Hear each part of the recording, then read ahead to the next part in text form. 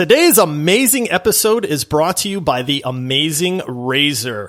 If you are a gamer, then you know about Razer, but it is time to up your game. Check out their amazing line of Huntsman V2 Keyboards. These are the best keyboards you will ever use. Hands down, we guarantee it, or Razer might take it back. You can pick up your Razer product and get a free gift by heading over to multiplayerpodcast.com/Razer. Enter code multiplayer at checkout. They're going to send you the best gaming gear you've ever gotten and an awesome free gift to go along with it. Buckle in because this show's going to be wild.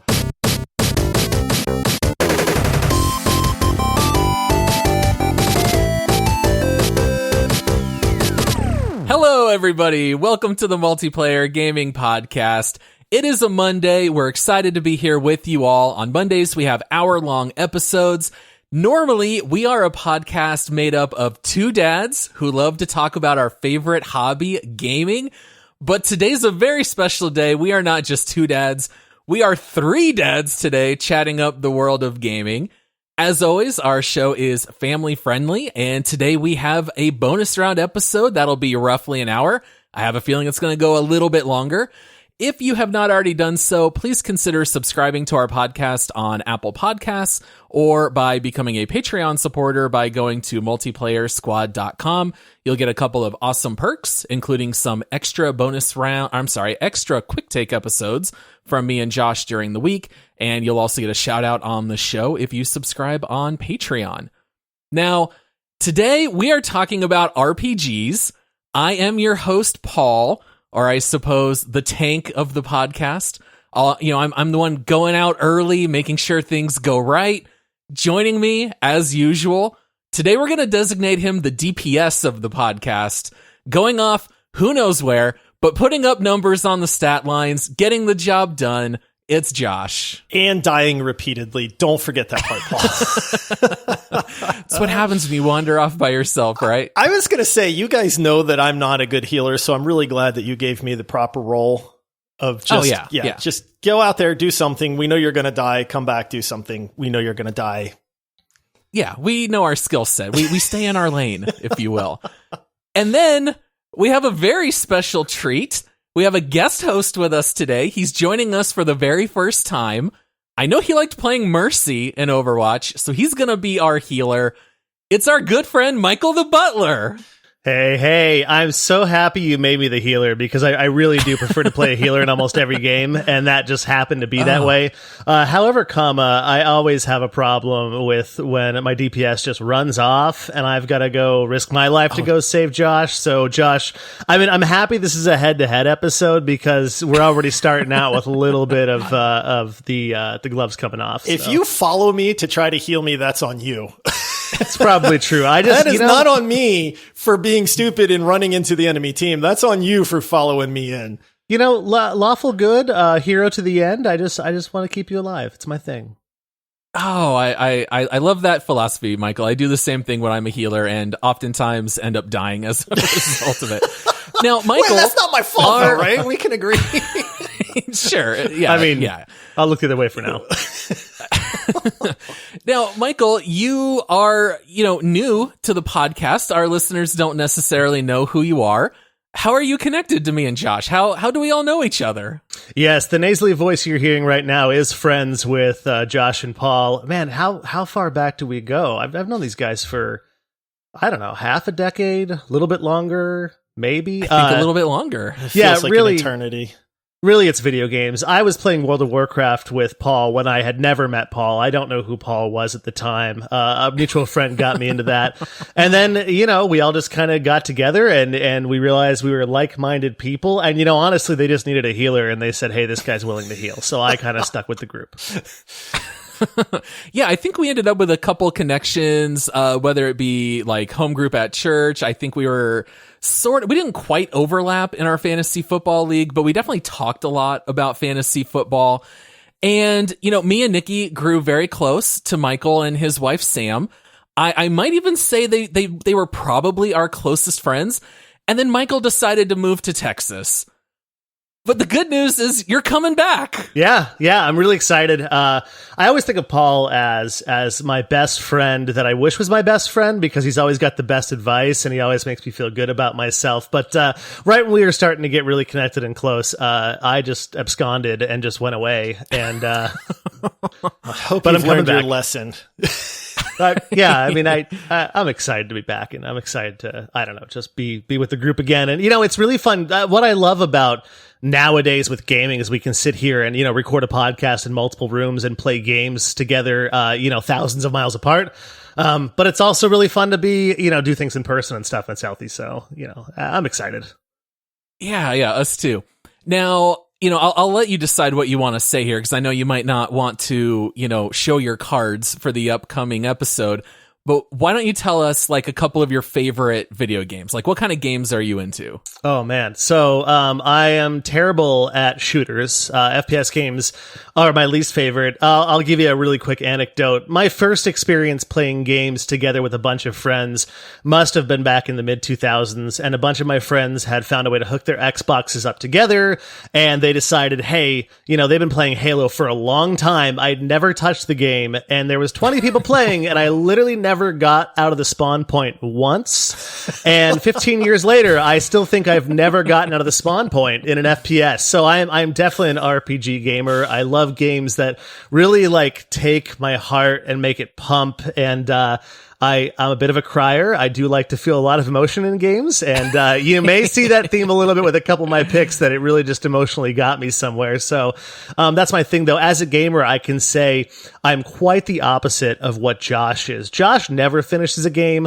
I will pick one game and play it until it's done. Now, I'll sprinkle in other games here and there, but when I go into a campaign mode or a really big story, I like to see the whole thing all the way through. I'm not going to pause Godfather at the intermission. I'm going to go right through it and finish the whole thing.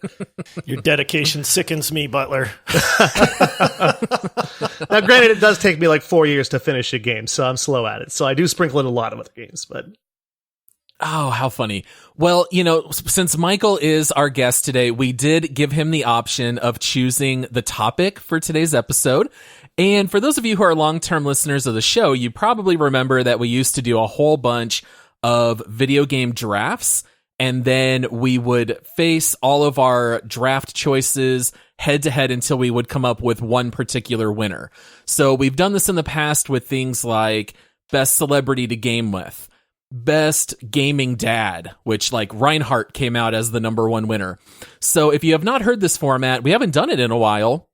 Ever since Todd decided to, move to the East Coast and was no longer able to record with us. So now that we have Michael here, we wanted to make sure that when we had the opportunity, we did another draft.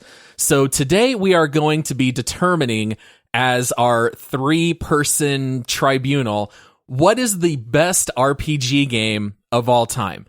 Now, I think there's a lot of contenders. This is going to just purely come down to personal preference, and we are going to just be drafting selections. As we choose our selection, we'll just talk a little bit about the game, and then eventually it's going to be like a March Madness bracket. We're going to face things off, and we're going to whittle it down until we have just one remaining game, which will be the overall winner. And we randomize the draft order, and the order for this draft is going to go me, Josh, Michael, and then it'll be snake style. So then it's reversed in round 2. It'll be Michael, Josh, me, and we are going to draft 4 games each, and then we're going to see what comes out on top. Me. Yeah. Can I just say this is one of the geekiest things I've ever been a part of, and I am the most excited that I've ever been in my entire life. And since Michael's a crier, if he doesn't win, we might have our first crying meltdown on the show. Meltdown? It could be that Michael. That would be amazing. I'm not going to make any promises. But stay tuned till the end. Oh, man. All right. Now, Josh, you and I know each other and our gaming preferences pretty intimately at this point, having done this podcast. Do you think that makes Michael as a wild card? Is that to his advantage or a disadvantage? I'll be honest. I'm used to being the wild card on this show. And I know, like you said, I know Paul's, like I would put money on what his number 1 pick is, and what his number 2 pick is. I have zero clue where Michael is going with this. I'd like to think that he is a very seasoned gamer, so I have certain expectations. Mm-hmm. But I just don't know, man. Yes, I smell of thyme and oregano for sure. I'm very seasoned. So I'm really curious to see. Part of me is kind of like, man, I hope this guy just goes completely just way out in left field. But then I'd be a little disappointed. But then if he picks the games that I would think, then I'm kind of like, well, I knew you were going to pick those. So really, there's no winning in this case. This was actually really hard to prep for because when we talked about it, I thought about a lot of my favorites that, in the days of yore, or ye old days, back when I understand those days. Yeah, your beard does too. It's a very wizardy. You guys can't see it, but he has a very wizardy beard. It's twice the man I am, just his beard, not himself. But I look back and I'm like, how far back and how deep do I go? And I've got a few choices that definitely come from, my college days of gaming where I'd sit down and realize I've been playing for 12 hours and I've probably got to go do something else. But then I've got a few probably that are just, just those that you just expect to come. Let me ask you this, Butler, since I'm sure this will be on nobody's list, but did you consider the game Wasteland at any point? Or do you even know what that game is? I did not consider Wasteland because I don't know what that is. Okay. Actually, I've heard of it. Thank you for confirming how old I am, because Wasteland is truly one of the best RPGs ever. It is not going to make this show, but that tells me all I need to know. It sounds like a prequel to Fallout. It was exactly the prequel to Fallout. Okay. Was it a text-based game? It was not. It was actually graphical. Okay. But Fallout took a ton of their inspiration from Wasteland. Okay. That's where I've heard of it. I think I saw a special on it. So for everybody listening, Butler's not nearly as old as I am. That's what we're getting at. I'm half as old as your beard. Yeah. I just can't wait until Josh drafts an all-text game and Mike and I just have no clue what it is. It might happen. I totally just pictured the movie Big, when that's that text game that he's playing. Like, the wizard appears in front of you. What do you want to melt him with? And I'm like, who would play that? I grew up on those games. I grew up on those games. So yes, man. All right. Well, let's go ahead and jump into our draft because we have so much to talk about here. I have the number 1 overall pick, which means I don't pick again until number 6. And I gotta say, this is the kind of draft where you don't really want the number 1 pick because I feel like there's a good 3, 4, maybe even 5 contenders for number 1, but so I feel like I can't screw up this number 1 pick. Oh, you can. It's gonna be really important. You better get it right, because if this one doesn't win, you're out, Paul. I'll tell you what, pretty much. Let's do pick trading. I'll offer you my 2 dot something for your 1.1, and we'll swap. Oh man. All right. So my number 1 pick, I need to play the game of the draft. It's going to be a long time till it comes back to me. I know that this game is not going to make it. So I'm just going to go ahead and play the game. I'm going to steal a game that I know one of you guys would have drafted. I'm going to go with The Witcher 3. What? I mean, I love that pick, but I kind of don't like you for making that pick. I cannot believe you just did that. Yeah. Of course. Okay, wait a minute. Pause, time out. I just today listened to your Quick Takes episode of you finally beating The Witcher 3. That's literally what it was titled, is Paul finally beats Witcher 3. Yes. And monster spoiler, you said, hey, this game is not in my top 3, but it's in my top 5. Oh, and normally we would wait it's till in my top 5. Normally we would wait till later to slander each other's picks. But how are you stealing The Witcher 3 from me? It's not an early pick if it would have been gone by the time I draft again. And I know this is my only chance to get The Witcher 3. I have some other options that I think will be around that might be dark horse picks. So I got to go Witcher 3. Oh my goodness, Paul. You have never done me so dirty. It's called strategery, guys. It is. And I don't like you for it. Honestly, that probably wouldn't have fallen past my double picks of Doom that were coming. Yeah. Yeah, rightfully so. It would have probably been in there. I mean, I've got like 3 that I've got loaded up there, and I'm just like, what's going to fall to me? And it's gonna go. Well, The Witcher is having a real renaissance. The Witcher 3 was an enormous hit. Netflix said that The Witcher was one of their most successful series. They're currently making like 3 different Witcher spin-offs, which I love. Everyone's gone crazy about Geralt of Rivia, and I love The Witcher 3. Great game. Best RPG of all time. Oh.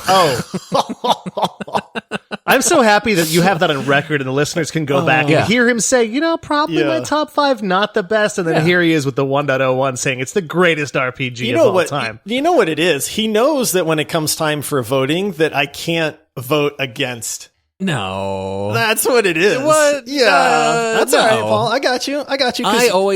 I always pick from the heart, Josh, and I'm offended that you would imply that I'm just trying to win a draft. Paul, just curious, what platform did you play The Witcher 3 on? Because it's available everywhere. Ooh, I played it on PC, and I beat it in like 9 days. Like I played so much of The Witcher. It was my full-time job for like a week and a half, and I knocked it out. I'm totally a completionist, and that took me probably 3 years to finish that game. I think I finished it 2 or 3 months ago because I probably have 400 hours in it, and I haven't even touched the expansions yet. And that's why I would call that maybe near my 1.01, but you, sir, are not deserving of that pick. Yeah, thank you. See? Well, hey, we'll see if it wins. Maybe it won't. Well, you know what, Paul? This actually, not to be spiteful, okay? This is not being spiteful at all, because this is legitimately the number 2 on my list. I'll show you guys right there. You can't see it, but it is number 2. Mm-hmm. And it's Mass Effect 2. Yeah. Mass Effect 2, I thought for sure you were going to... The way in my head this went is you were going to pick Mass Effect 2, I was going to pick The Witcher, and then Michael was going to pick some random game we've never heard of. That's how I planned this to go. And it didn't go that way, but... You think so highly of me. But yes, Mass Effect 2 is, in my opinion, the best of the Mass Effect series. It put everything together that it needed to put together. I feel like 3 and then Andromeda and all that stuff, they started to lose their way. But for me, Mass Effect 2 is the second best role-playing game ever. It's got combat, it's got characters, it's got story, it's got epicness, it's got polish. I mean, there is everything that you could want from an absolutely epic RPG. Your choices matter. You get invested in the characters. It's fun. I mean, I don't know what more I can say. We've talked about Mass Effect a lot on this show, as we've talked about The Witcher 3 on this show. And legitimately, as much as I would like to say I'm sticking it to Paul on this one, that is my number 2. I'm Commander Shepard, and this is my favorite shop on the Citadel. It's such a great game. The comedy, the action, the stories, it's fantastic. I think comedy is so important. When you actually look at like getting into a game, there's so many games that are so action oriented and they've got great, powerful stories, but comedy is something that a lot of them miss. And I can tip my hat to that, Josh. That's a decent You know what other pick. game has comedy? The Witcher 3 has a character named Doo-Doo. They're bringing the comedy also. All right, Michael, you get your back-to-back picks here. I have no clue where you're going to go with this. I'm so excited to hear. You know what's interesting is I really thought that something at least in this line, because I'm going to pick from a series of video games, and I figured that one of these might go in the first 2. And the first thing that I thought when you guys didn't come anywhere near it was me thinking, oh, is this really worthy of my first pick? Should I think about it again? But really, it's probably my favorite RPG of all time. And it's funny when you talk about Mass Effect, Josh, I didn't even think of that because I think of RPGs as dragons and kings and knights and epic tales. Again, the days of yore, Yeah. And so my game has all of those. And my game is an entry from the Elder Scrolls series of games. Yes. And it is not the most recent one, which might surprise you. I think I know where you're going, and if you pick the right one. Yeah, it is the right one. It's Oblivion. And the reason why I picked Oblivion, because you look at the Elder Scrolls game, right? It has all that stuff that I want. You can be chivalrous in so many ways. You get to choose a lot of different things that you want to do. Your character really, is what you want it to be. But something that Skyrim missed that Oblivion really had was that world building around the protagonist. The first time you go into any major city after you close the first Oblivion gate and someone looks at you and says, "Hey, aren't you the one they call the hero of Kvatch? And you're like, I am the hero of Kvatch. I'm the hero of Kvatch. Like, that's me. And you get so excited. And Skyrim didn't have much of that. People would call you Dragonborn. But the reason why I think Oblivion's my number one is because it has that epic feeling. You start out as a nobody. You are a person in a dungeon, and then randomly the king comes up to you and says, I see something in you. And then, spoilers, it happens in the first few minutes of the game. Patrick Stewart gets slaughtered. He dies. Oh, no. But then, by the end, you are an epic. You are if it was Star Trek, the Klingons would make tales about you and sing songs and toast over blood wine. You are the matter-of-fact thing in this universe, and I loved that about this game. It made me feel so big, and it gives me everything I want from a video game that I play video games for, to sometimes just escape from, work and just the mundane parts of life where I've got to take the trash out. No, I'm not taking the trash out today. I'm slaying dragons and closing Oblivion gates, okay? That's what I'm doing. That's why it's my first.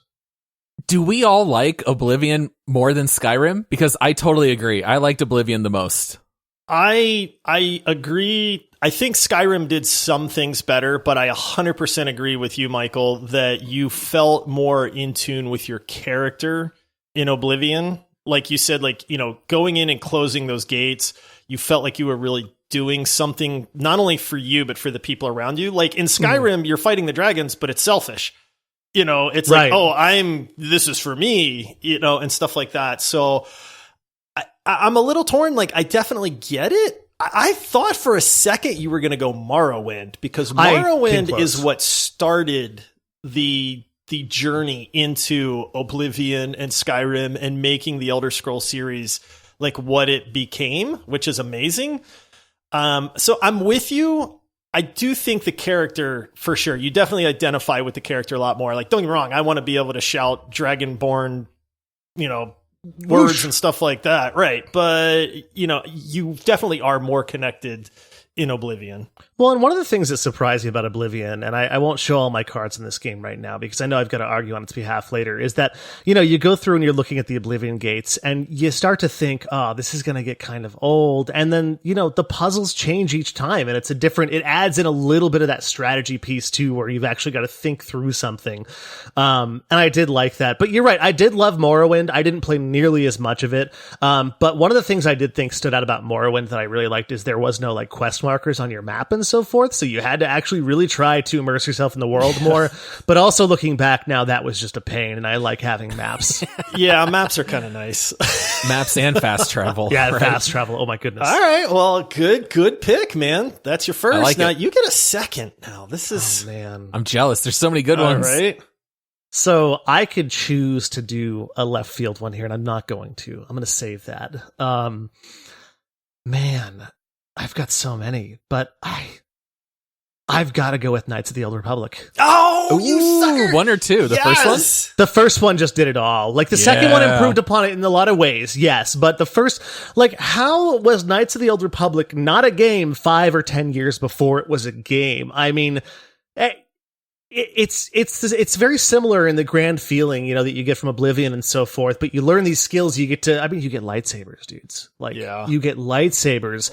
And, I definitely, it's one of those games that I haven't picked up in a really long time. And it doesn't last. Trust me. It doesn't. And part of the reason why is because it didn't stand the test of time as well. Kind of like Oblivion. I'm excited about Sky Oblivion or whatever, the folks that are doing that independent, mod where they actually take and put Oblivion in the Skyrim engine. But I wish someone would do that with Knights of the Old Republic, because it had everything. You could be a Jedi, you could just, I just can't say enough about it. It's funny. I'm at loss for words for one of my favorite games of all time. It's just that great game. It's such a great game. Now, have you heard the news that they are doing a full remake of Knights of the Old Republic? They've actually announced it. It's not speculation anymore. See, I did not hear they'd officially made that happen, so I've got to quit the podcast now so I can Google it and watch as many articles about it as I possibly. I'll see you guys later. Have fun tonight. Oblivion forever. I think KOTOR's 18 years old, so yeah, we'll finally get a remake. But what a great game! Fantastic RPG. Did I steal from any of you guys? Did I steal from your bucket? Well, it's not my next pick, but it was definitely high up on my list. Okay, it's on my short list. And I thought maybe it would get overlooked just due to its age, right? And it does not. stand the test of time, because if you pick up KOTOR and you've not played it before, you're going to look at this and go, what? Like why do people love this? This is terrible. I mean, did I play that on Xbox One? Or not One, but like the original Xbox, right? Is that what I played it on? If I remember right, that's what I played it on too. The OG Xbox, yeah. Wow. All right. All right. Back to Josh. First, slightly controversial pick here. Okay. Now, I could try to stick it to Paul. Okay. Now, this is not bait. This is not. Okay. Are you going to go Mass Effect 1? No, absolutely not. I've already covered the Mass Effect series. So I could stick it to Paul, and I could try to take Dragon Age from him right here, because I know that's on Paul's very short list. And while Maybe. Dragon Age is amazing in a lot of ways, I had to, at some point, be a little true to myself on this one. And I started thinking about it. And while I'm looking over all of these amazing RPGs, I went, which RPG have I played more than just about any other out there? Which RPG have I gushed over to many other people? Which RPG have people picked up and played on our recommendation and then gone, this is one of the best RPGs I've ever played? And that is Divinity Original Sin 2. Okay. Good pick. I know for some people that might not be their number 2 pick in a draft like this, but I've played Divinity Original Sin 2 more than I've played The Witcher 3. And as much as I gush on Witcher 3, I've actually played this game more, which is telling. It is, in my opinion, almost flawless. The combat is amazing. The characters are just so memorable. You know, I can name every character in Divinity Original Sin, you know, and their quirks that go along with it and their quest lines and stuff like that. I love the ability to play it however you want. If you want to kidnap a merchant and then stuff him in a barrel and then throw him in the ocean, you can do that. Like literally, I'm you too can lawful good. I can't do that, Josh. Yeah, well, you know, you can do just whatever you want in this game. It's fully voice acted, which is incredible. It's just polished from top to bottom. It's an epic, epic journey. I don't know many people that have played this game that have not come back and said, I didn't realize what I was missing. Like, this game is absolutely incredible. So that's my pick, boys. I know that might come as a shocker, and I could have tried to block Paul, but that one's from the heart. A great game. And I think the greatest thing about Divinity Original Sin 2 is just that literally there are 20 ways to resolve every quest. It is infinitely replayable because there's always little things that you never even thought to try until you actually like start doing everything the opposite. And you'll just discover so many cool new things in that game. So I like it. All right, I can't believe this. It came all the way back to me at 6. Guys, I almost drafted this with the 101, but I did not. I thought for sure Michael would take it. He even already mentioned the game. It's World of Warcraft. Oh, Get out of here. This is the game I have put way more hours and way more dollars into than anything else. It's the best MMORPG of all time. World of Warcraft, I cannot believe it fell to me with the last pick in round 2. Some of us didn't play World of Warcraft a whole lot, so there's a reason why I didn't pick World of Warcraft, because it's the second best MMO of all time. Oh, boo! Wait, what's the first? I'll talk about it later. Oh, okay, all right. If it Star makes Wars it to Galaxies. No, yes, that's it. That wasted time. Latro, easy. Now, I gotta say, I did spend a lot of time in World of Warcraft, and one of the things I like about World of Warcraft is the designers, I forget the studio now, Blizzard. There you go. Wow, that took a minute. Only a giant. Blizzard did find a unique way to recycle old content and make it relevant, which is one of the things that kept it going for so long. Is like, I can fight Naxxramas again and again and again and get more cool stuff. But I don't know if that's more of a stab or more of me. What a backhanded compliment! Yeah, that was hilarious. You kids and your easy MMOs, man. Right? Look, guys, it came out in 2004, and it's literally still going strong. Now, it's not the same game it was back in the day, right? But 2004 to 2007, I mean, everyone was playing WoW. It was the greatest game at the time, so I had to pick it. I love how you just said it's not the same game as when it was good. Oh, of course. Yeah. It's been 17 years, guys. Keep that in your pocket. You can't Guys, who can hold the crown? This game came out the same time as KOTOR, and most people don't even know what KOTOR is. At least everyone knows World of Warcraft. So, whatever. Michael loves WoW. I know he does. I did love WoW. It has definitely ran its course in my life. And honestly, I probably would play WoW still, but none of my friends play it. And that's one of those games that just kind of it's like, well, if you can do so much with the guild and so forth, but it's a lot more fun with friends. A lot of times the memories are better than the actual game too. That's true. When you try to go back to that kind of stuff, it really, reality doesn't compare to the memories with a lot of the MMO love and thoughts and stuff like that. I agree. Well, I'm just going to pretend you didn't throw cold buckets of water on me right now. I stand by it. World of Warcraft, very deserving of the number 6 pick.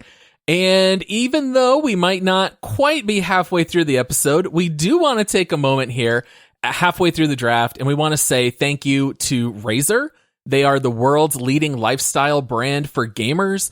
Josh, you and I have absolutely loved our Huntsman V2 keyboards. It has next-gen optical switches that are lightning fast. These are a lot faster than the old mechanical switches, so it actually gives you a competitive edge while gaming. You're going to be able to get those inputs a lot faster with less lag time, and so it actually helps you with your gaming. Josh, what else do you love about Razer? It really does. I'll be honest. It's one of those things where people hear mechanical keyboard, and a lot of people still think oh, that's what I want. You want optical at this point. We've moved into the light age at this point. But it's just, their products are hands down amazing. They have taken everything that a gamer could want and upped it and then provided it at a good price. Quality matters. You get what you pay for in life. And with Razer, you get more than what you're paying for because their products are absolutely just top of the line. You can pick your Razer product up at multiplayerpodcast.com/Razer. Enter code multiplayer. They're going to send you a free gift along with it. We've actually had some listeners reach out to us and say, hey, I loved the free gift. That was super cool. I love my product. They've just gushed about it. We just had a listener today, got the Huntsman keyboard arrived, and he has just been gushing about it in Discord and talking about the free gift. Pick yours up. It's going to be worth it. You will not regret it. It's funny. It's funny you mentioned, Josh, earlier when I mentioned loyal to the end, when you're the DPS that goes off on your own, and I'm just so loyal. I gotta plug Razer real fast too, just because I had a warranty issue that they did a solid on me for about 5 years ago, and I've bought nothing but them ever since because I truly do stand by their product as being just the best. And I'm actually going to buy the Huntsman V2 because I'm using the V1. And I'm so jealous, buddy. Yeah, I got to V up. I got to re up the V up. Anyways, I don't know if I'm allowed to say that or not. I know we're past the time. I have been preaching Razer for so long. In fact, I'm using that right now. Currently, I'm on a webcam with their webcam. So. And Michael's not even getting paid for that, so you can definitely trust it. But we love Razer here. They're by gamers, for gamers. Go check it out. Again, that URL is multiplayerpodcast.com/Razer.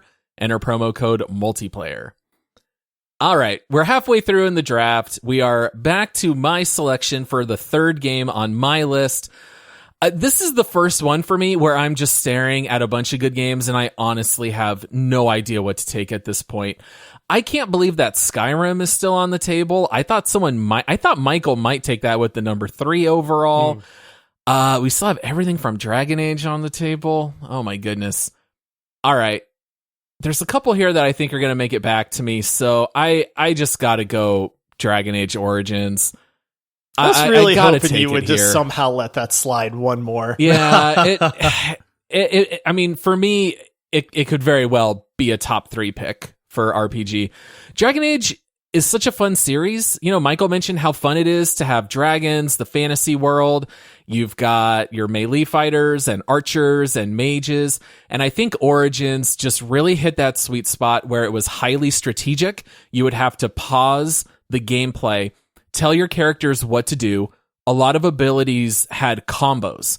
So you could have one mage freeze a character, another one would do a certain melee bash, or another mage could do calling down a meteor to hit them, and then that would shatter the enemy and they would immediately die. Or you would have to use CC abilities, and the story was incredible. All the options you can make. I love the whole series. Dragon Age 2, I think, is actually underrated at this point, but Origin is by far the best in the series thus far. I've actually never played it. Oh no, Michael's never played it. That's I've not actually, good. Have you played any of the Dragon Age? No, so that's a series that I've been meaning to break into. And so here's the way that I think sometimes is like, I'm a huge fan of movies, right? And I literally watched The Godfather for the first time in my life last year because I had to get myself in the mindset to experience such an epic. And that's how I felt about those series of games is like, I want to play the Dragon Age games, but I'm always like, am I ready to, experience that world? I've got, here's another sequel to Elder Scrolls. I'll play that instead. Yeah. Or another, or the 1000th mod. Right. Or the 578th next patch for World of Warcraft. Yeah. Well, I gotta go off on a tangent here. Have you watched The Godfather 2? Yes. Yeah, I've seen that as well. Yeah. I have not seen The Godfather 3. Okay, did you like 1 or 2 more? Because this is like one of those long time debates. It's funny. I didn't know it was a debate, and you kind of put me on the spot here, but I'm okay with it because I saw them both as like absolutely on the same playing field. I might want to give the edge to Godfather 2 just a little bit, just because there was a lot more happening that was more higher stakes. But what I didn't like about it is it took place too far into the future from the original Godfather. I like I liked the Godfather living in its own timeline. The back and forth of Godfather 2 was great, but I don't know, not to get too far into it. I liked them both a ton. I didn't see Godfather 3 because I heard that Godfather is really a single movie and a sequel, and it's not a trilogy. People say Godfather 3 shouldn't exist in the same realm, that it's a good movie, but I liked both movies a ton. I watched them both the same day, actually. So I'd probably go number 2, but yeah, they're both fantastic. All right, Josh, your third pick, buddy. I have no clue where you're going with this. There's so many good. I'm looking at this list and I'm just like, there's still so many amazing picks. I'm gonna go. I disagree with you, Paul, on the best Dragon Age. Oh, I do. I'm not gonna pick it though. I am going to go. I was really hoping you would, because I'm sweating sitting here. I want to have this argument with Butler. Is blank in RPG? No, is that what is coming? Because for me, while I do like a lot of the things in Oblivion, Skyrim is going to be at the top of many, many people's list for the best RPG ever made.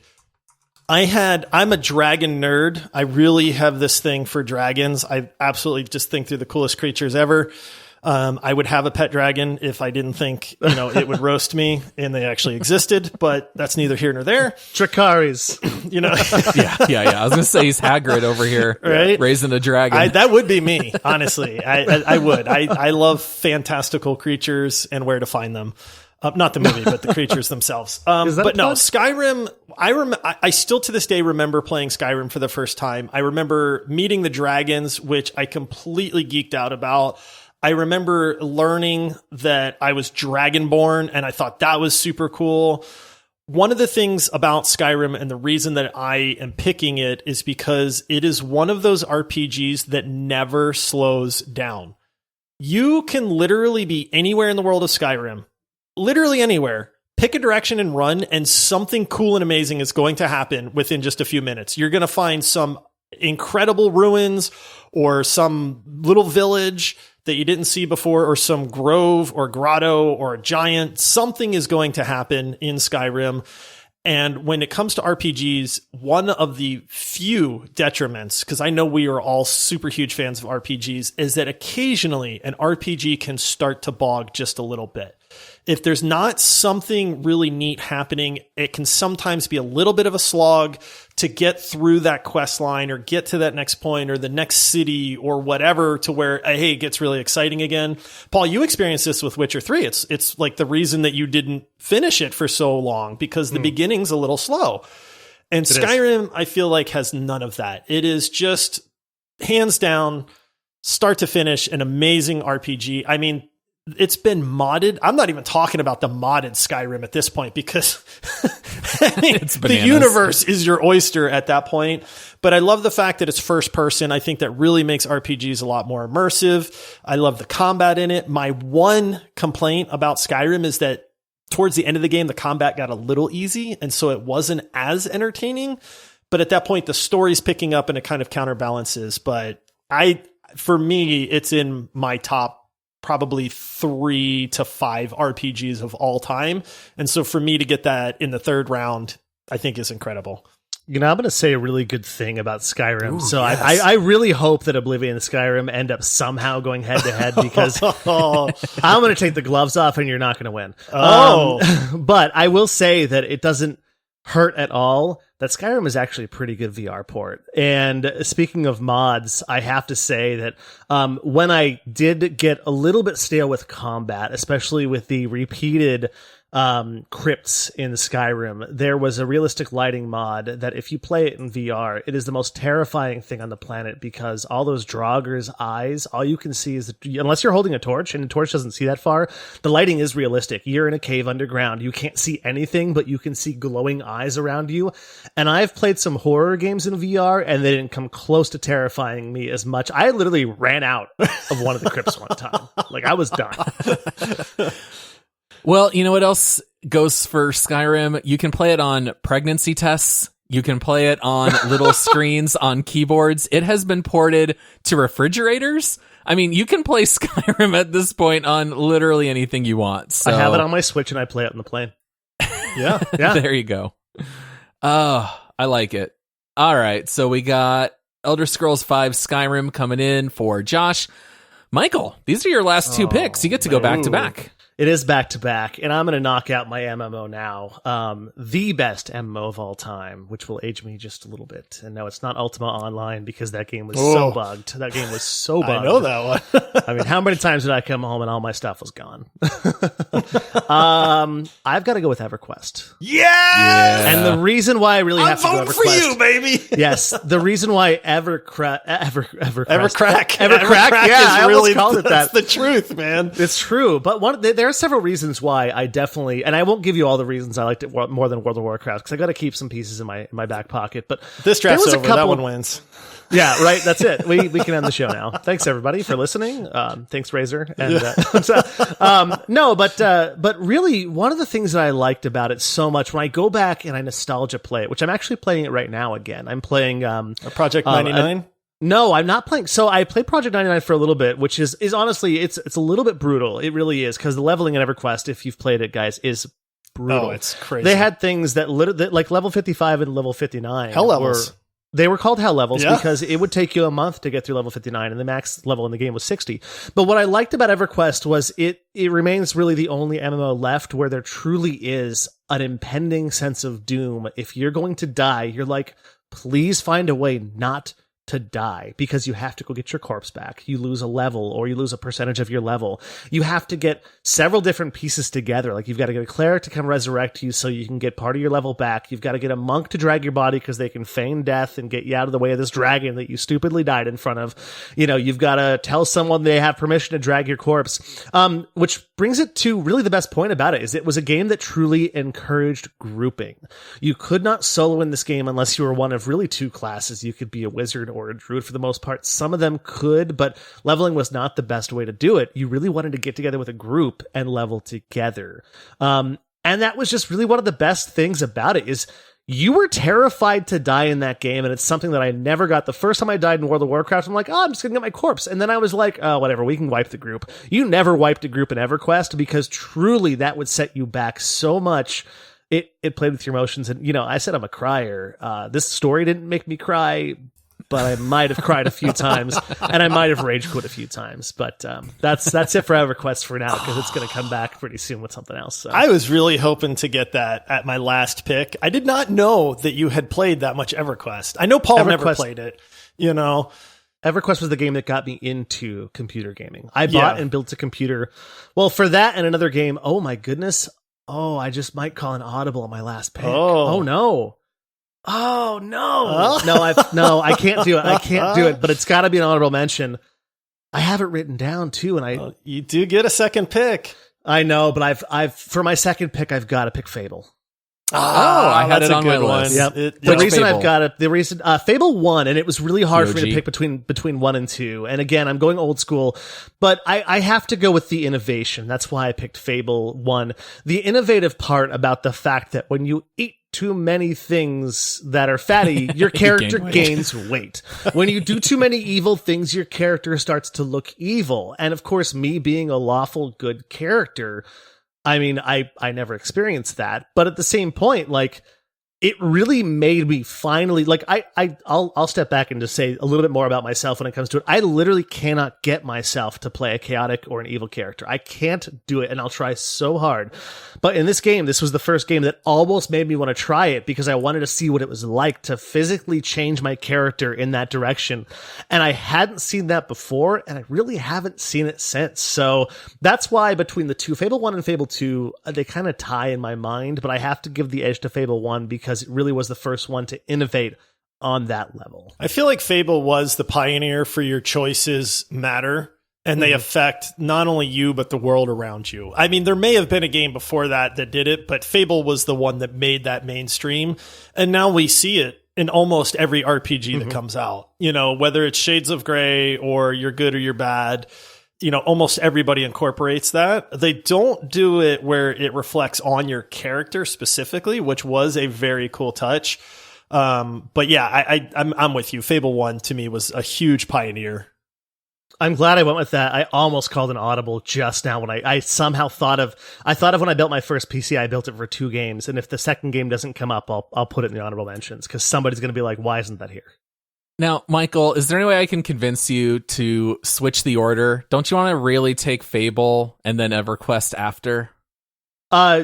Because I might be glancing down at the that's matchups. cheating.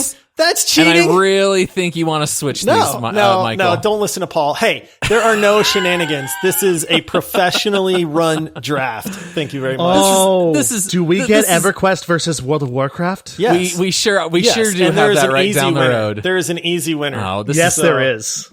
Podcast over. All right, so Michael took Fable with the last pick. Fair enough. I'm already getting upset. I want a 5th pick. All right, can we pick 5? Josh. All right. What are you going to take with your last pick? This is my last pick, man. Okay. This is not going to win me the draft. It's just, I don't know, man. Then don't say it. Okay. Actually, I'm going to audible because this one's not going to win me the draft either. But I started thinking, and I mean, this is an RPG. And I mean, it's just insanely fun. I'm going with Diablo 2. I was going to take it if you didn't. Was that the going to game be I your was just audible? saying? That was the second game that I built my PC for because they were around about the same time, Diablo 2 and EverQuest, and I was like, hey, I'm going to build a new PC so I can play Diablo 2. What a golden age in gaming, man! Oh my goodness, touche, my friend, touche. I was going to go Classic. Final Fantasy VII since I know Paul won't take that with his last pick, but Diablo 2. It was just incredible. How much fun could you have with your friends playing Diablo 2 together? It was the perfect iteration of Diablo. Like the other ones, they're fine. They're fun. I don't have issues with them, but none of them came close to Diablo 2. Agreed. It was the pinnacle of the action RPG at the time. The loot tables, I remember, man, it's been a long time, but I remember grinding to get some bow that had, I think it was swiftness or whatever, let you shoot it really fast to pair with knockback so that you could just obliterate just about anything. But it was like a god roll drop. So, you know, it never dropped over like 100 hours and stuff like that. But I mean, there's a reason that they just re-released it. Now, I don't like re-releases, so I didn't pick up the remaster on it, but I'll keep my just amazingly fond memories of Diablo 2, especially as my last pick. Yeah, that's it's amazing that it felt to you. And also, I played Diablo 2. I actually played halfway through it, got to the end of Act 2 and had to restart because I rolled the Necromancer and I messed up badly on some of my stuff, and I could not beat Duriel with a Necromancer. I couldn't do it, so I had to restart a Barbarian. But also, Deckard Cain, you have no friends. The game has Deckard Cain. I mean, great that's choice. So funny. I absolutely would have taken Diablo 2 if you didn't. I loved it. Yeah, I was a paladin. I was all about those swinging hammers, man. Let those fly around the screen. I love it. Oh, yeah. Good. So not only did I steal Paul's pick right before the end, but I also picked the one game that Butler was going to audible to. This is great. Yeah, that's tough. I hope I don't go against it. Super solid pick in the last round. All right, so last pick of the draft goes to me, and boy, I don't like me being the decision of whether or not a Fallout game is going to get drafted. I don't think it is. I think Fallout is not even going to make it into the draft, which is a shame. If it did, which one would it be? Because I've got one. New Vegas. I was going to say New Vegas. It's hands down New Vegas. Okay, 100%. That was really close. I almost picked that as one of mine, but that would have left KOTOR off, and I really wanted KOTOR. KOTOR deserves to be on there. Yeah. I know I would get laughed out of the building by most listeners, but Cyberpunk 2077 was absolutely a contender. I loved it so much. I'm gonna have to go with the pick, the true love of my gaming life for a few years here. I don't even know if either of you ever played it, but I have to go Castlevania Symphony of the Night. It's the best 2D game of all time. I thought about it, but I have not played it. So that was going to be Michael hasn't was going to be a complete pander pick if I did make that. But it is very widely renowned as one of the best Castlevanias and role-playing games out there. NES? No, it was on PlayStation. What, was it PlayStation? Okay. Yeah. You say 2D and I look is it? Yeah. I thought platformer so good. or something, but yeah, that's interesting. Well, that's okay. I know it's not going to make it out of round one, but Symphony of the Night is still incredibly fun. And I still love the fact that you are named Alucard, which is Dracula backward, which is just I did not know that. Goofy and so silly, but I love it. It's like a very campy game. That's fantastic. All right, well, let's just very briefly, because we're already at the 52-minute mark here. We're so sorry, guys. No, it's not your fault. These drafts always go long. What are a couple other honorable mentions? So I already mentioned we don't have any Fallouts, and also Cyberpunk. What are a couple others that might have been considered? I had Deus Ex, which is a phenomenal series. The OG or Human Revolution? The OG, I think I've played 7 times. Old, it would not hold up to this day, but back then I played that game so many times because it's that incredible. I had a game that I absolutely loved, but they just never went with, was Jade Empire. That was BioWare. Yep. That was a really, really good RPG. Dark Souls is considered an RPG for a lot of people. I think that series is phenomenal. I mean, there's a ton of love for the Dark Souls series. And then Breath of the Wild. That was one that I thought for sure would go, and I don't think it counts. I don't think it qualifies. I don't think it's an RPG. We should have picked it then, because it would have been fun to argue about it. As the show's not long enough. I think it's just a pure adventure. I don't know that it's really an RPG. You get gear. I mean, what? You don't get levels? I mean, you don't level up necessarily. There's no skill tree. I don't know. It's a little murky, I think. I can see that. For my honorable mentions, I would definitely say that the most RPG game I've literally ever played was Pathfinder Kingmaker, because it's literally based on the rules of Dungeons and Dragons. It is brutal. It is a hard game. It is incredible. I also had Kingdom Come Deliverance in there because I liked the fighting system. It actually made you actually learn how to fight, and don't play with a mouse and keyboard, by the way. It's nearly impossible. You had to use a controller for that. And then I also honorable mention, I had to put Shenmue on there because I really liked Shenmue back in the day on the Dreamcast.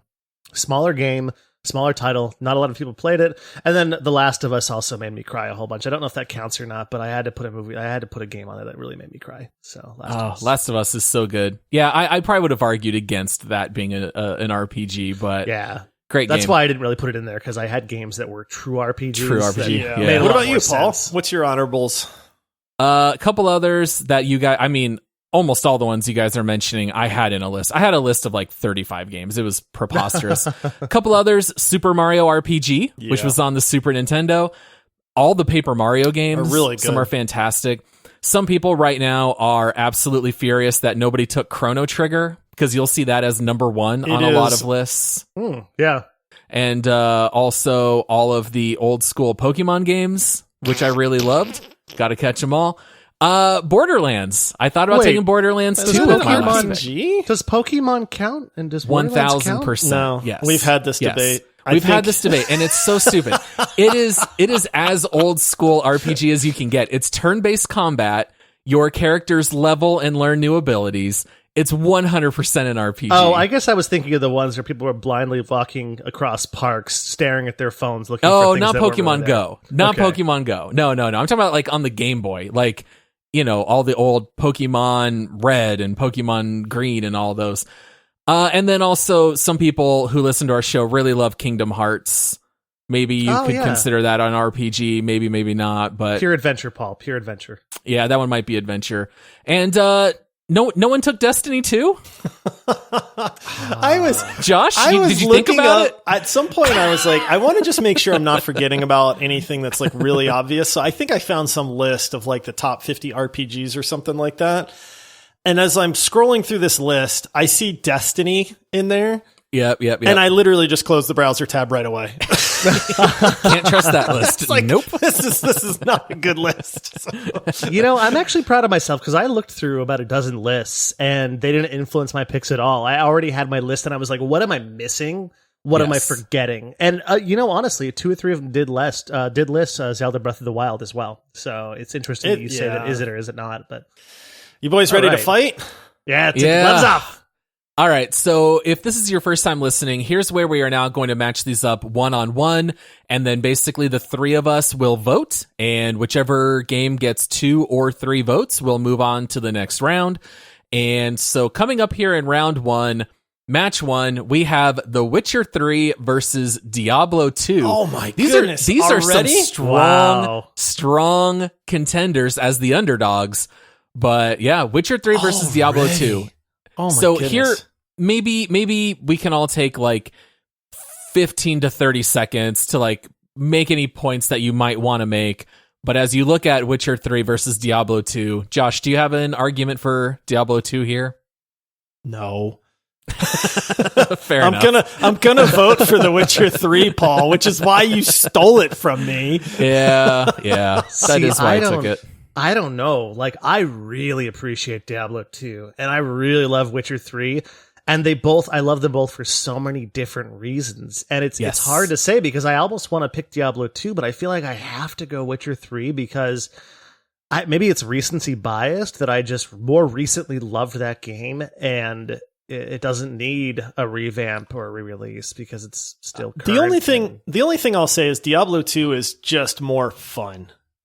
There is way more fun to be had in Diablo 2 than there is in Witcher 3. Witcher 3 is an absolute masterpiece, but Diablo 2 with friends was some of the best times ever, and it's hard to compare those 2 types of games together, but Diablo 2 skirts the boundary of like RPG a little bit. I mean, it is, but Witcher 3 is literally the perfection, in my opinion, of what an RPG should be. So unless Paul's going to vote against himself, which I don't see happening, then Witcher 3 is going to win this one. Yeah, it does win here. The one thing I will say about Diablo 2 that I did not like is that when you were playing Nightmare mode and going up with the higher levels, you had to grind out certain pieces of gear. And I remember just entering and exiting servers, just trying to get the right piece of gear for my barbarian that had like +2 barbaric shout or whatever that ability was called, because you just could not play it unless you had those pieces of gear. So it did end up being a little grindy, but other than that, I mean, Diablo 2 is like a perfect game. I mean, it's great, right? All right, so The Witcher 3 will take the cake there. Round 1, match 2. Boy, we got some heavy hitters. We have Mass Effect 2 versus Fable. Ooh. Michael, you got an uphill battle here with how much I love Mass Effect 2. Oh, man. So my biggest argument on Fable is the innovation piece. It was the first game to do a lot of what it did. I don't really see that from Mass Effect. Like, it's a great game. But Fable, I think, broke the rules in a lot of ways when it comes to, just your character, your world building. When you think of an RPG, you think about immersiveness a lot of times and how you can become that world and what you do with it. And the world literally became you, or at least your sandwich did. So it's I remember Fable kind of being one of those first games where you felt like you could do anything. Like you could even get married and sacrifice your wife, and it was like, what? You can do what in this game? How do you know that, Paul? It felt very open-ended. I might have That is done not an lawful evil good. playthrough on the second go round. All right. I'll say You could this. find work. You could do so many different side quests. You could do what you wanted to do in that game. You know what I Yes. mean? Like, what do you want to do today? Well, I don't feel like doing the main storyline. And it truly was an open world that didn't have as much of a sandbox feel to where you were lost. You still felt guided when you did things. Like you were familiar with what you were doing. And I liked that about it. I'll say this. Fable pioneered it, but Mass Effect perfected it. And there's not a game that I think compares to how Mass Effect allowed you to be in the gray zone. What is it? Paragon, and what's the other side? Renegade. Yeah, and all of the levels in between, it was okay to be a renegade sometimes, but still feel like a paragon, and that depending on the circumstance and stuff like that. As much as I give credit to Fable for what they pioneered, Mass Effect, in my opinion, perfected it. I don't know what more I can say. It's a more fully realized RPG. In Fable, you care about your character. In Mass Effect, you care about 10 different characters because some of them are going to go off to die, and some of them you might romance, and some of them are going to save the galaxy, Yeah, and it had space, too. It did have space. You asked me to And make laser an argument guns, for Fable, but honestly, I'd probably go with Mass Effect. Yeah, laser guns. Yeah. Yep. All right. So next matchup here, we have the Elder Scrolls 4 being Oblivion versus Castlevania Symphony of the Night. Guys, we can just make this short. Neither on this one. neither I of was you just saying, played. I save all my arguments for the next round for this one. It's just let's just bulldoze over What's it? Castlevania. I Good abstain. pick, Paul. I rest my case. Yes, case rested. Do I have a gavel? Yeah, the one thing I'll say with Symphony of the Night is that it was the first game I ever played with multiple endings, and that was really mind-shattering back in like 1997 or something. So, yep. All right. Well, rest in peace, Castlevania. You weren't gonna make it, but I'm just glad you got mentioned. We're gonna miss you at Kulad or whatever his name was. Alucard. Alucard. Yeah. I was really trying to spell Dracula backwards in my head, and I should have spelled it out. Didn't work well. All right. Round 1, match 4. We have Star Wars Knights of the Old Republic versus the Elder Scrolls 5 Skyrim. Oh no, this That's is a hard tough. pick. That's tough. Okay, so my first argument is lightsabers. It's the only game on here that has lightsabers. It did add a lot of story to the universe of Star Wars, which, if you're looking at lore and immersiveness, it was like 4,000 years before the events of the Star Wars, the original trilogy. So you got a lot more content that added to the universe. So I'm not just pulling in like the fact that it was a great game. It pulled in the universe. I don't know. Well, and I think not to try to, bolster your pick, but isn't that canon in the Star Wars universe too, or it follows canon? It's funny because canon has changed a few times with Star Has it? Wars, pre and post Disney, Yeah. and so I'm not 100% sure, but I'm going to say yes because it helps my argument. Yes, Josh, Did that is further canon. The Star Wars canon. I guarantee that right now half the listeners are like, half of them are like, no, and half of them are like, yes, it is. And then some of them are Because- going, KOTOR, what's that? Yeah, right? Yeah. I'm 20 I'll years say old. This, I've never I am heard a of it. huge fan of KOTOR. I am super pumped about their remake, and I do not like remakes at all. I will hands down take time off of work to play the KOTOR remake, and that's high praise from me. But Skyrim is just the most complete RPG in a long time, ages, I'll say. There is just anything and everything that you would want to do in an RPG, you can do in Skyrim.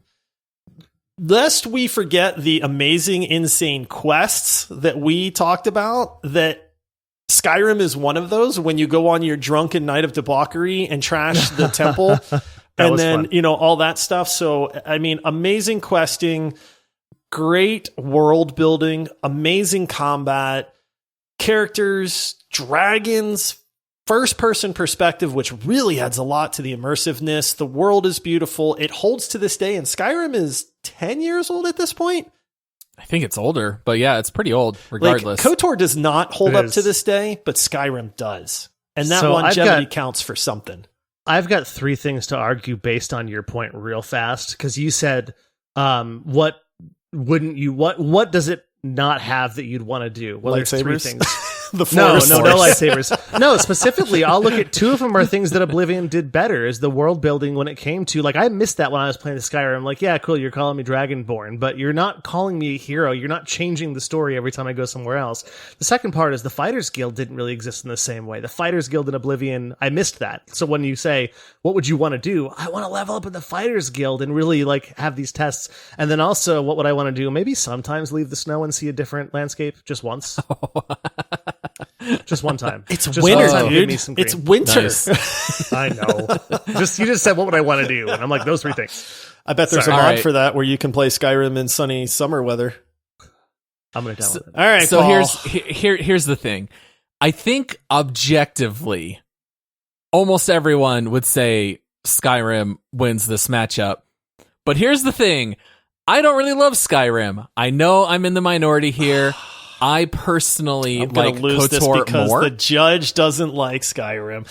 Yeah, Skyrim, I already said this before, but I felt a little too aimless. I need just a little bit more structure in my RPGs.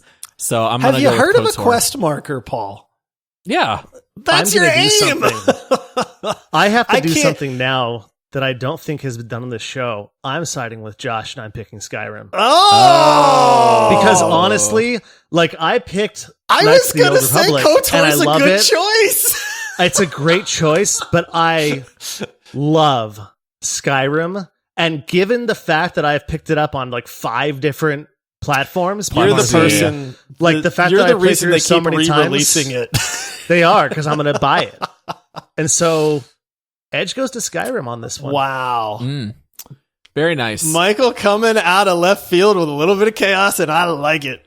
Woo. The problem is Paul's just going to nix it in the next round. Yeah, it's going to eliminate it eventually, but yeah, we do have an underdog winner here. That's always fun. All right, next matchup here. Oh boy, I know Michael hasn't played mine, but I don't know if he's played Josh's. We've got Divinity Original Sin 2 versus Dragon Age Origins. I'm going to go on the best argument here because I have not played either. Oh, wow. Sell me, guys. Josh, Sell me. Why would I want to play this ahead. game? If you like amazing characters, if you like freedom of choice, if you like amazing, honestly, some of the best tactical combat that I have played in any video game ever, Divinity Original Sin is that. If you like a quest line that starts from beginning to end and finishes the way that it should with thousands of side quests in between, if you want the ability to play the game however you want, that is it. And honestly, it's current and it's beautiful. Origins is a great game, but if you sat down and tomorrow you tried to play Divinity Original Sin and you tried to play Origins, you would quit Origins in probably a few minutes. 120 hours later, you're still going to be playing Divinity Original Sin. I have to give you a kudos for the way you started your argument because I thought I was in a 1990, early 2000s movie trailer. If you like original characters, if you like a tantalizing story, like In a It's world. all very true. in a world, good argument. All right, Paul, what you got? I want to play that game. All right. So the irony is these games are actually relatively similar. I will say Dragon Age has a much better perspective. You've got the asymmetrical view with Divinity. With Dragon Age, it's more third person. I think it just has so much deeper lore. Dragon Age Origins lays out this entire world, and I know Divinity does this as well, but I think Dragon Age does it better. You learn everything about the city politics, about the religions. You get involved in all these things, and the stakes are just higher. In Dragon Age, you have these darkspawn who come out of the ground with an archdemon, and every 2,000 years they come out, and only the Grey Wardens can stop it. You are one of these Grey Wardens. You have special abilities. There's just all of these romance options, which is, I know, also in Divinity. So ironically, these games are very similar. Tons of choice. And it's the first in a series of 3. You know, Divinity Original Sin 2 might be a really good starting point, but I don't know if there's any plans to continue the story. With Dragon Age Origins, it continues all the way through Dragon Age Inquisition, where they are still talking about the Warden and making reference to your character in the first one. I don't know. I don't even know where to go with it all, but I find the combat in Origins to be far better. Divinity Original Sin 2, every single fight is 25 minutes long. and you never have that in Origins. Origins, the fights are 3 to 4 minutes. They are just as strategic and tactical. It just cuts the fat. Divinity just makes it a little too laborious. It feels like work at times, where Origins is just pure fun. But Paul, will it make me cry? Divinity will, because you know what happens? I can't spoil it. I'll tell you later. But you have to make some very tough choices in Divinity with the characters that you have played all game with. Well, hold on. You can choose to have a baby with a witch, and the archdemon's soul is going to go into your baby. There's hard decisions to make in Dragon Age Origins too. Honestly, I think either of these could go on to the next round. I think it's really neck and neck. But for me, it's absolutely Dragon Age. I think what sold me about Paul's argument is he spoke my language with the whole thing about, becoming involved with their religion, their politics. Just, I love the immersive world building, and Original Sin might have that, Original Sin 2, but I didn't hear it in your argument. And Paul he spoke to the judge, and the judge says Dragon Age Origins. Praise Andraste. Thank the maker. Dragon Age Origins makes it. You're all void woken. I'm so happy I picked it just because I got to hear you say that. Hold on. Did you say Zoid woken? No, I said you're all void woken. Oh, I thought you said it with a Z, no. And I was like, hold on a second. Okay, yeah, void woken. All right, Dragon Age Origins. This is good because we all know what's going to happen here in this next matchup. Well, maybe not. I don't know. Unless Michael votes against himself. Round 1, final matchup, World of Warcraft versus EverQuest. We've got the first big MMO versus the second big MMO. This is kind of crazy. So I'll make an argument there saying that everything that World of Warcraft did, EverQuest also did it better, and did it first. And yeah, you could say the graphics maybe were better in World of Warcraft. Nobody's going to argue that. But one of the reasons why I didn't adopt World of Warcraft right away is because it looked cartoony. The graphics just looked kind of like, goblins with the big crazy ears. Whereas World of Warcraft or EverQuest kind of made it look like you were actually humanoids playing, like actual real dimensions, not giant stacked. Okay. One argument that I think wins everything against World of Warcraft. Blood Elf males. Done. Yeah. They were atrocious. So I can say I have played World of Warcraft. I did level a character to level 80 from start to finish. Now it was later on when it was probably much easier to level. The game was 11 years old at that point, okay. But go ahead. But for me, it was oversimplified, over easy. There was not a lot of challenge. EverQuest is, to me, the pinnacle of what an MMO should be. And Michael hit the nail on the head. When you have serious risk involved, it makes the game better. And not many people out there will understand the sadness that comes from dying in a place that's very hard to get to in EverQuest, and the fear and the emotional response that comes along with that. Like people that have played EverQuest, there has not been a game like it. EverQuest holds a place in my heart that no video game has ever been able to touch, to be honest with you. Now, and that's not to say it's the best video game ever, but I'm just saying like the memories that I have from playing that game are nothing has come close to that. And so for me, EverQuest is hands down the winner. See, this always drives me just a little bit crazy because Josh tried playing Warcraft like when they added like the raid finders and they've really made the game super easy. When I think World of Warcraft in my head, I'm thinking 2004 to 2006. I'm thinking vanilla and Burning Crusade, where the raiding was tough as nails. I mean, Nax in vanilla, you had only like 0.001% of players had finished it. Like that's how hard the early World of Warcraft raids were. I guarantee you that the hardest World of Warcraft raid is nothing in comparison to like the hardest EverQuest raid.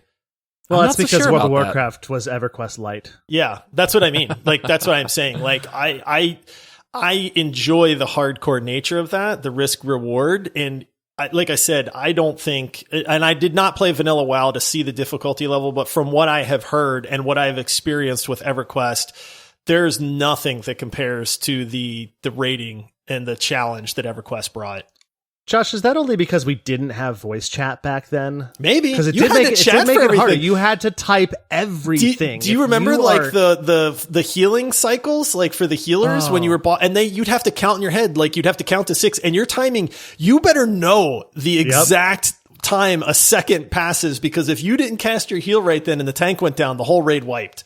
And if you couldn't master your macros, your raid wiped. Macros. You also had healing rotations in Vanilla WoW. Yeah. Just saying, you know. All right, so we're going voting EverQuest. EverQuest here. I do love World of Warcraft. Josh said one thing that really is true. Every single person that played EverQuest thinks of that game, and it has a special place in their heart. Let me ask you a question. As your best guess, how many people do you think are playing EverQuest currently? Probably about 500,000, maybe 400,000. There's actually a fairly big popular. They've got a new expansion coming out. Well, and I'm playing on a progression server where Luckland just came out, and so it goes back to the way the game was back in the day, but leveling's a little bit easier. That's the big difference. Well, World of Warcraft still got 5 million subscribers. So many people play it doesn't make it better. I wish the listeners could see Paul's face. I'm just so sad. World of He looked Warcraft triumphant. World of Warcraft has an argument to be the winner of this whole thing. It does. Seeing It it really die does. in round 1 is just very sad. But all right, we'll let EverQuest move on. Tell that to All KOTOR. right. Yeah. Round 2. And all right, this one worked out a little bit goofy because we had some upsets. So all 3 of these matchups are actually our own game versus our own game, which means all of us will have a game in the finals. Ooh, that's cool. So that's kind of nice. All right, first we have the Paul matchup. The Witcher 3 versus Dragon Age Origins. Oh, Paul, the truth is gonna come out. Man, I should have voted. I for know how much Divinity Paul Original loves Sin Dragon 2. Age Origins, and I don't think Paul loves Witcher 3 as much. But Witcher 3 has to go. What? Go past. I was going to advance. say. Advance. Yeah, no. It has to advance. It I has thought to you go meant it has to past go, this and I'm round. like, Michael. Oh, no. I didn't upset. Well, I think I didn't upset that one. Never mind. Was that the one that I picked over KOTOR? No, it wasn't. Never mind. I abstain. Yeah, okay, it's going to be The Witcher 3. I think all 3 of us are going to vote for it. I love the overall story of the Dragon Age games. I like the lore of Dragon Age more than The Witcher 3, but The Witcher 3 had higher highs, and as a singular game, I think The Witcher 3 is better than any of the individual Dragon Age games. Now, if you gave me the choice, you can have all 3 Dragon Age games or just The Witcher 3. I'm going to go with Dragon Age, but with just individual titles, I'm going to go Witcher 3. So I think all 3 of us agree on that one. Definitely. I mean, Geralt of Rivia, done. Moving on. Classic. All right. Yeah. Round 2, match 2. We got the Josh matchup here. Mass Effect 2 versus Skyrim. Ooh. You guys know what I'm voting. I would. Oh, man. I'm going to say Mass Effect 2. I know that's what you're going to pick, Paul, but it really is. It's a better RPG.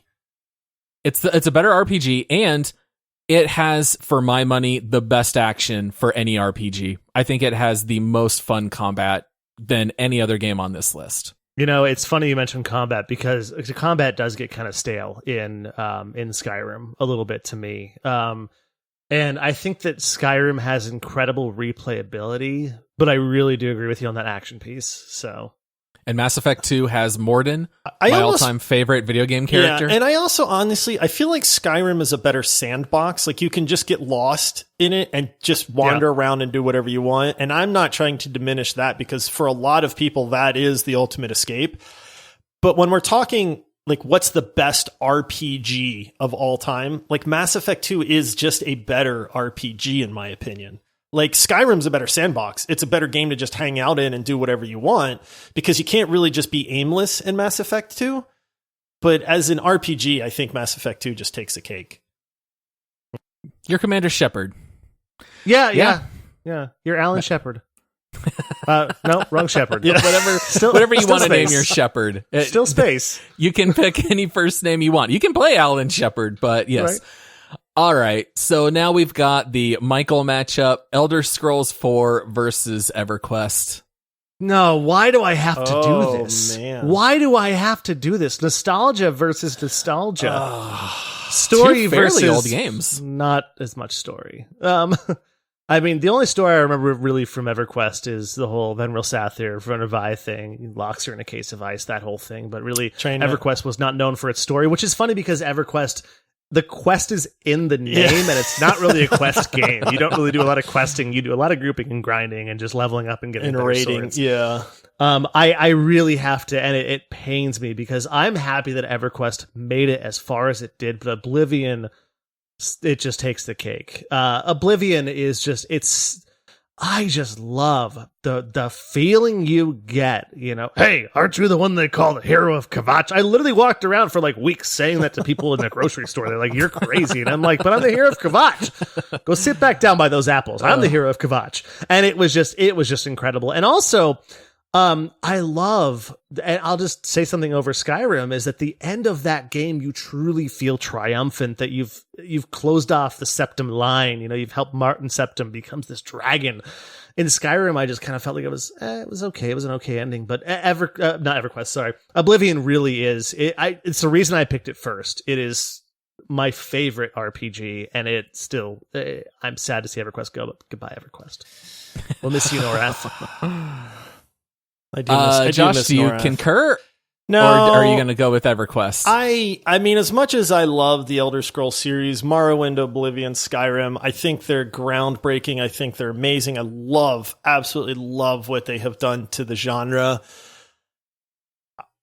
It's just nostalgia. You know what? You're probably right, Michael. Like, I tried to get back into EverQuest, and maybe it was because I was doing the Project 99 and I was playing on a tiny little like 6-inch by 6-inch box because it wouldn't scale to my monitor. And I remember like you have to type to hail characters and stuff like that. Yeah. And, like, you have to go back. Like you have to forget everything you've learned in video gaming in the past, 15 years. And that's hard to do.